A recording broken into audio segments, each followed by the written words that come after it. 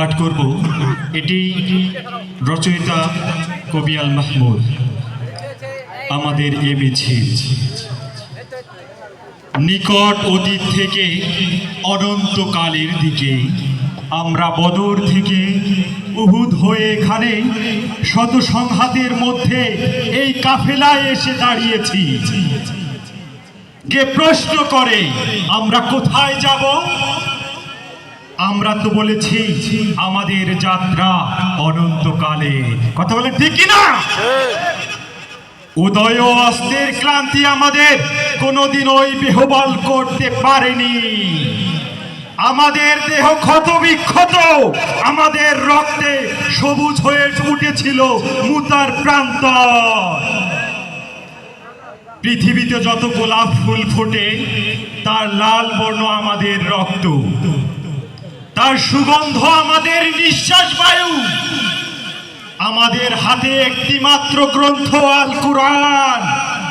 এই পবিত্র গ্রন্থ কোনোদিন কোনো অবস্থায় কোনো তাওহীদবাদীকে থামতে দেয়নি। আমরা কি করে থামি?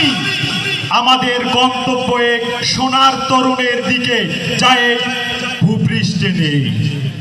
আমরা আমাদের সঙ্গীদের চেহারার ভিন্নতাকে গ্রাহ্যের মতো মানি না, কারণ আমাদের আত্মার গুঞ্জন হু হু করে বলে আমরা তো এক আত্মা, এক প্রাণ।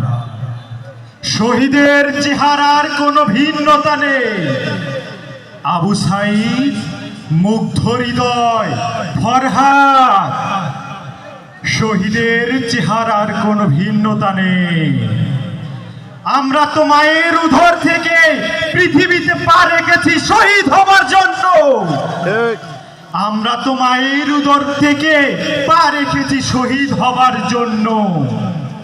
আমরা জন্ম মিছিলে আছি, এর আদি বা অন্ত নেই। 1500 বছর ধরে সভ্যতার উত্থান পতনে আমাদের পদশব্দ একটুও থামেনি।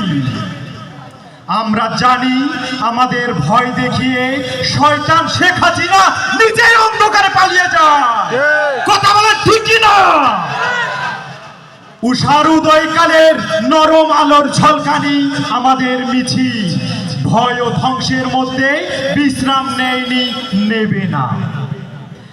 আমাদের পতাকায় কালিমা তাইয়্যিবা লা ইলাহা ইল্লাল্লাহু মুহাম্মাদুর রাসূলুল্লাহ। আমাদের এই বাণী কাউকে কোনোদিন থামতে দেয়নি। আমরা কি করে থামি? আমরা কখনো থামবো না। ধন্যবাদ। আসসালামু আলাইকুম। ধন্যবাদ।